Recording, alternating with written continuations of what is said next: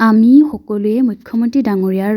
ভাল খবৰটো শুনিবলৈ বিচাৰি আছিলোঁ নহয় জানো? কিন্তু এই ভাল খবৰটো শুনাৰ পিছত আপোনালোকেও সুখী হ'ব, কাৰণ আমি সকলোৱে এইটোৱে দিনেই অপেক্ষা কৰি আছিলোঁ নহয় জানো?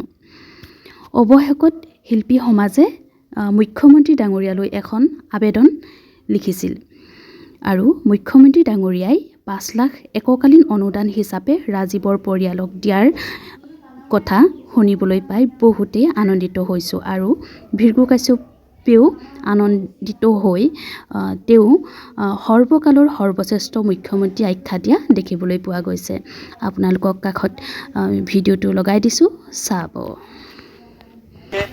বেছি সুখী অনুভৱ কৰিছোঁ, কাৰণ আমাৰ শিল্পীসকললৈ তেখেতে ইমানখিনি ভাল এটা প্ৰচেষ্টা হাতত লৈছে আৰু আজি আমি তেখেতক লগো কৰিলোঁ আৰু তেওঁ কথা দিছে এই আগলৈও মানে তেখেতে আমাৰ শিল্পীসকললৈ এটা ব্যৱস্থা কৰি দিয়াৰ কথা ভাবিছে তেখেতে। গতিকে এইটো আমাৰ কাৰণে ভাল কথা আৰু আমাৰ সৌভাগ্য যে আমি এনেকুৱা এজন CM পাইছোঁ যাৰ আগতে ইমান ভবা নাছিলোঁ যে শিল্পীসকললৈও আগতে বহুতখিনি তেনেকুৱা আমাৰ দুৰৱস্থা গৈছে বহুতখিনি শিল্পী। গতিকে তেখেতে যে ভাবিছে তেওঁক বহুত বহুত ধন্যবাদ জ্ঞাপন কৰিছোঁ আৰু ৰাজীৱ দাৰ পৰিয়ালৰ হৈ যি তেওঁ পইচা আগবঢ়াইছে আৰু তেওঁ কিবা ব্যৱস্থা ল'ম বুলি কৈছে, সেইটো শলাগ ল'বলগীয়া কথা। সেই ঘটনাটোৰ পিছত আমি সকলোৱে সচেতন হৈছিলোঁ আৰু ৰাজীৱ দাৰ ভাগৰ পৰিয়ালৰ পাৰ্মানেণ্ট সংস্থাপনৰ কাৰণে আমি সকলোৱে বিচাৰিছিলোঁ আৰু সেই বিষয়ে আমি এটা লিখিত আবেদন আজি প্ৰস্তুত কৰি মুখ্যমন্ত্ৰী ডাঙৰীয়াৰ হাতত আমি প্ৰেৰণ কৰিছোঁ আৰু সেইখিনি সময়তে আমি জানিব পাৰি বিৰাটেই সুখী হৈছোঁ যে ৰাজীৱ শদিয়াৰ পৰিয়ালৰ বাবে CM ফাণ্ডৰ পৰা 5 লাখ টকাৰ এককালীন সাহায্য প্ৰদান কৰা গৈছে আৰু সেইখিনিৰ বাবে আমি মুখ্যমন্ত্ৰী ডাঙৰীয়াক সৰ্বকালৰ সৰ্বশ্ৰেষ্ঠ মুখ্যমন্ত্ৰী ডাঙৰীয়াক আমি ধন্যবাদ দিছোঁ। ৰাজীৱ শদিয়া কণ্ঠশিল্পী আমাৰ সকলোৰে শ্ৰদ্ধাৰ অসমখনক লৈ বা পৰৱৰ্তী সময়ত তেখেতে যিধৰণে গীত পৰিৱেশন কৰিছিল, অসমখনক যিধৰণে ভাল পাইছিল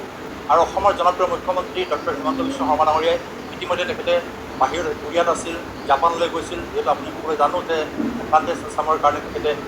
বাহিৰত আছিল। আজি 26 জানুৱাৰী যিহেতু আমাৰ গণৰাজ্য দিৱসৰ দিনাখন ডিব্ৰুগড়ত তেখেতে পেৰেডত তেখেতে অংশগ্ৰহণ কৰিছিল আৰু সেই সময়তে আমাৰ শদিয়াৰ সন্মানীয় বিধায়ক বলেন চেতিয়া ডাঙৰীয়াই তেখেতক এই কথাখিনি কৈছিল। তেখেতে অনুভৱো কৰিছিল যিহেতু ৰাজীৱ শদিয়াৰ নিচিনা এজন